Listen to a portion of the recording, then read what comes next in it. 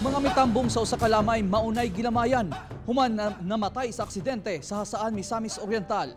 Dugang detalye sa live report ni Cyril Chavez. Cyril. Yasriel, dili gihapon madawat sa mga kabanay sa mga nangamatay sa aksidente sa Hasaan, Misamis Oriental ang nahitabo sa mga minahal nila sa ilahang kinabuhi kinsa igo ra unta mitambong ug lamay.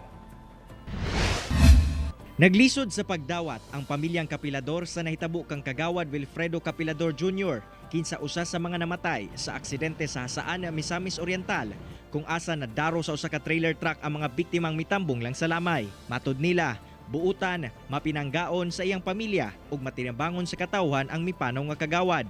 Ug tungod sa hitabo, ang nakilamay nga kagawad karon siya na pod ang gilamayan. Sakit kayo kay sus, kabuutan kining bata ko. Susama sab ang debate sa pamilyang Idorot. Si Tatay Jacobo nagbangutan sa pagkawala sa iyang anak nga si Lemuel Idorot. Dili kuno siya makatuo nga mipanaw ang iyang anak sa ingon ato nga paagi. Buhi gid siya, sa ako lang buhi siya. Kang iyang mata anak niya ibalik anak. Nakulinwil. Sige. Kay nagmura ka buhi ka. Sa maong hitabo kung asa 7 ka tawo ang namatay, buot mangayo og pasaylo sa driver sa truck nga si Vincent Ray Mabulok ngadto sa mga namatyan. Kato sir, disgrasya mo yun. Pas ngayon, pasaylo nila kayo tutuyo agyon. Mismo sila dito nga nakita mo sila sa truck kung sila hitabo. Na-file na sa Hasaan Police ang kasong reckless imprudence resulting to multiple homicide, multiple serious physical injuries and damage to property ngadto sa driver. Dinaanihin sa diri gahapon, naghatag siya og mga assistants, no? Dinadaling nga mga assistants.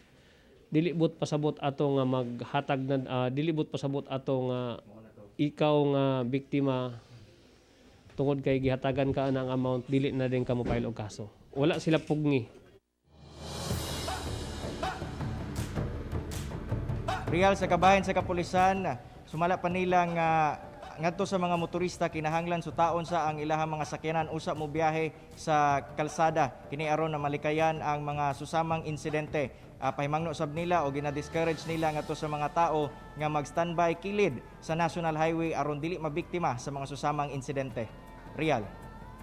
Okay, daghang salamat Cyril Chavez.